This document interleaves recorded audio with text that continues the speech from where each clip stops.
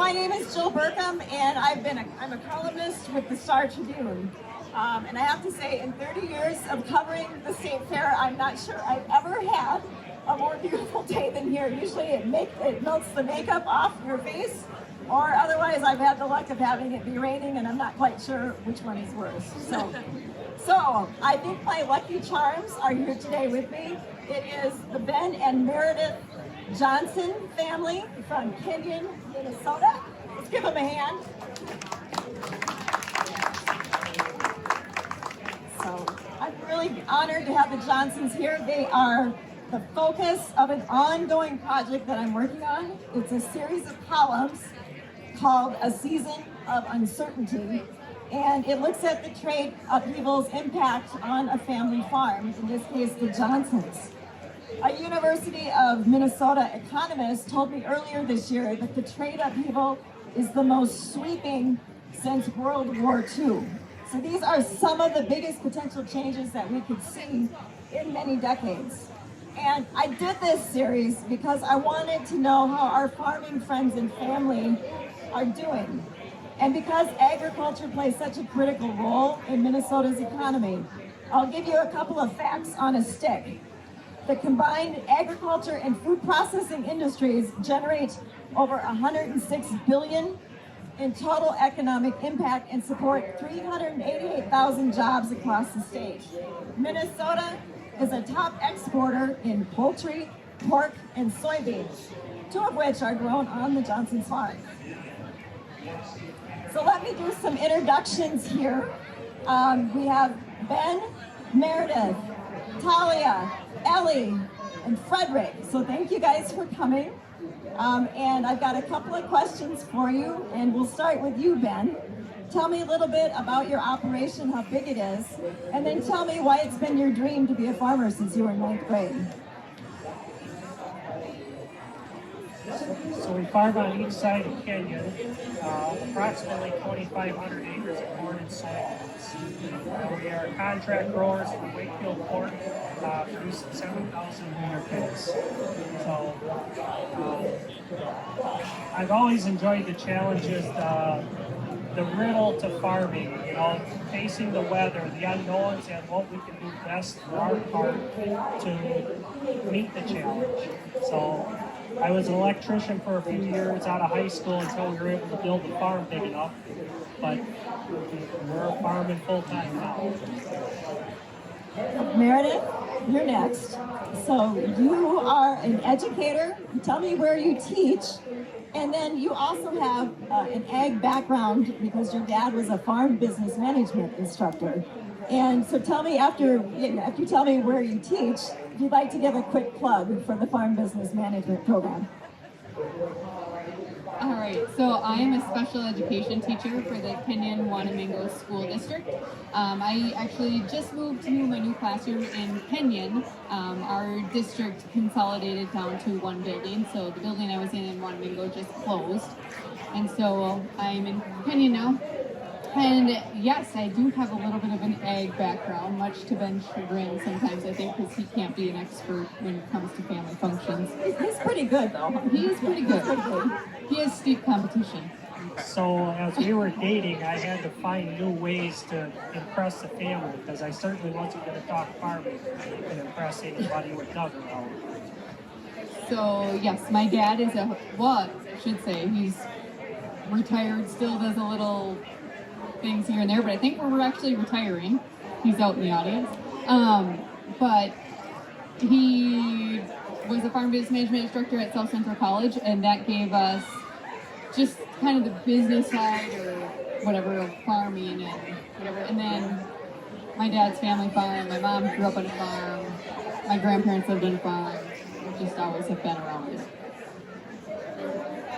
Thank you. And I don't want to forget the kids, and I don't want to leave them standing up here for too long. So, you want to grab a microphone?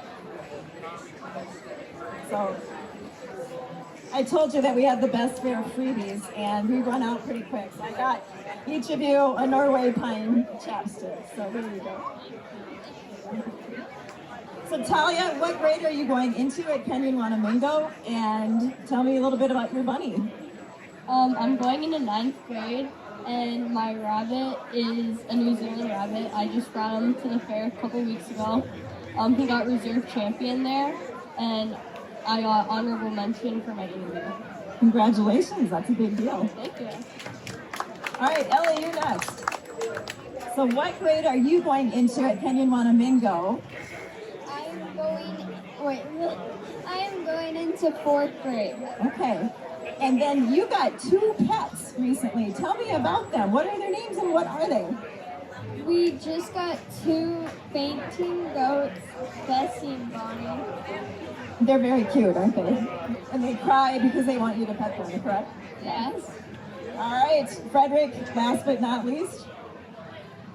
What grade are you going into at Kenyon Wanamingo? 7. 7? Okay. And last time I saw you, we were in the pig barn. And I understand you do another big deal on the farm. You roll beans. What does that mean? Because a lot of us don't know what that means. Kind of put the rocks down in the ground more. And so you drive a tractor? Yeah. And then you pull something behind Yep. in order to put the rocks down on the ground? Yeah. Wow, that's a big deal. So what silly question did I ask you in the pig barn? Do you remember? No. When you pick up the pigs, do they what on you? Poop. And they don't, do they? No, I'm really glad to hear that. So, all right, you guys can step off if you like, and we'll just ask your mom and dad a few more questions. So thank you, kids.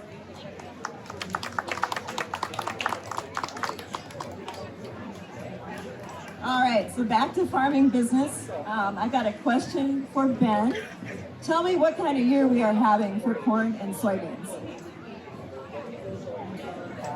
The crop's not in the bin yet, but right now the corn and beans both, I'm guessing or estimating 20% larger than what we thought. So excellent year for the crops. I think you told me one of the best you've ever seen.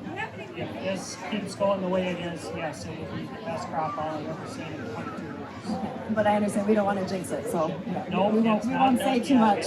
The wind can blow, the rains can come, yeah, it's not over yet. Well, I wanted to ask Meredith about a situation you told me about this summer where you were away from home and you saw a big storm headed for your place. What was that like, and what does it tell us about, the risks of farming? So we were about 3 hours away from home, and we did have people at home taking care of things for us. But we talked about these really big winds that were supposed to be hitting our place. It was a derecho, wasn't it? Derecho, yeah. And so we're 3 hours away. There's not a whole lot we can do in that moment. But what do you do to protect a crop from winds? There's nothing, So I think I focused a little too much on Bessie and Bonnie, our goats. Maybe Ben would have appreciated all the time, but yeah, it's just really hard because it's out of our control and you just have to let it happen. I mean, I like to joke that I don't gamble, but we gamble every day. I don't need to do the casino when we have that. So yeah, there's only so much you can control. So we're watching the radar, watching it come in. A lot of phone calls home for Ben, talking to his dad and his brother and making sure that everything was going to be taken care of as well as possible. And everything turned out okay. There was no storms. Yes, so it actually stayed south of us. So we were very lucky for that. But yeah. Well, Ben and Meredith, I started talking with your family in late April and was out in the field with you for spring planting. Do farmers have clarity yet on how things are going to shake out on the trade situation? And why is it important to get that for your planning needs? No, we do not have any clarity as to how this is going to work out. And as we get into fall, a lot of times you apply your crop, your nutrients for next year's crop, you do your tillage planning for next year's crop. As I talked to the co-ops, they have not filled their sheds with fertilizer yet, and they don't even want to give us a price at this point as to what it might cost us. So we're going to need some clarity soon because we're going to make plans for next year in a couple of weeks. Okay, we do need clarity. And so when I was talking with you a couple of weeks ago, we were mentioning how great the crops looked.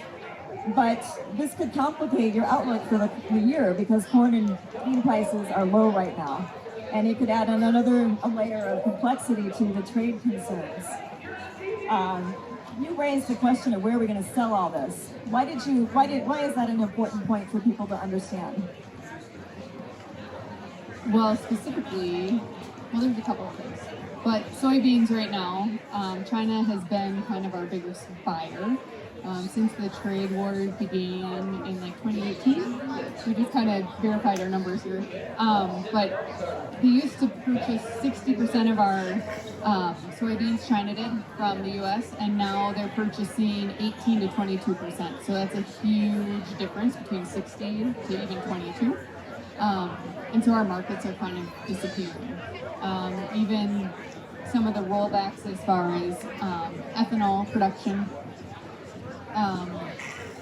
If it's not required to have ethanol, why use it? That's one of our major places that we sell our corn as well. So it's kind of a big deal to have markets to sell your products for, and we're a price taker, not a price maker. And so we have to do the best that we can with what is offered to us. That was a really important point that you made during the first series, is that unlike a lot of businesses that can pass on increased cost in their final products prices, you guys don't have that choice because you sell to a market. So that's an important point for people to understand as the uncertainty continues, with hopes that the trade deals work out, best for everybody in this industry. To add on to what she said, as of right now, we have sold nothing to China as far as soybean exports. So we have nothing on the books for the 2025 crop year. And I think I saw an alert put out by the Soybean Association earlier this week about that. You probably saw it. I think I might have sent it to you as well, because it did seem like they were definitely sounding the alarm. So. All right, last question. What do Minnesota's farmers need at this time from federal and state leadership? Efforts to open markets? What else? What should they know going forward? Yeah, the federal government, they need to get us as many open markets as they can. Farming's been generations, and we've proven we can grow the crop. If they can find a market, we will grow the crop that they want. So, or livestock, we will produce it if there's a market for it. And that's their number one concern. They have to have all market options available. Meredith, what would you like to add?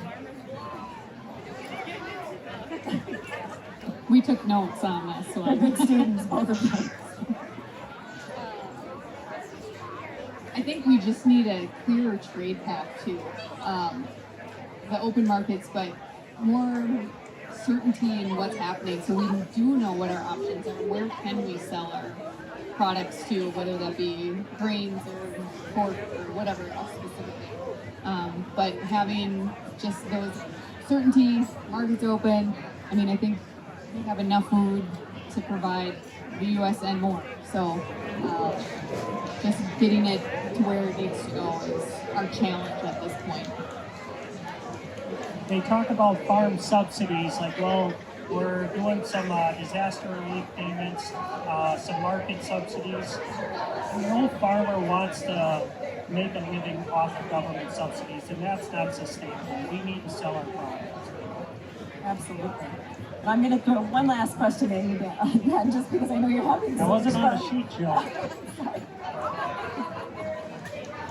So I think we have some stake for royalty here, because you showed, I think you had a hog that finished very, very high on the championship podium, so to speak, when you were in FFA. Is that correct? Yes, in 1998, I showed pigs for at the state fair, and I had the grand champion FFA and open class 4 that year. But we were exiting the farrow to finish operation on our farm at that time. Anybody that was in pork production in 1998, it was, I believe, the toughest year on history yet. And we sold out and went to contract at that point. So, yes, I had the grand champion boar, and I had no use for him to bring him back home. Well, thank you very much. Good to go back and see your longtime connection to farming. So those are the questions that I've got for you. I'd like to thank the entire family for coming. I'd also like to let you know that the second installment of the Star Tribune project, A Season of Uncertainty, is scheduled for September 7th, and I hope that you'll look for it on StarTribune.com and Star Tribune online. And please visit our t-shirts and other offerings behind you. Thank you very much for joining us today, and thank you, Johnson family.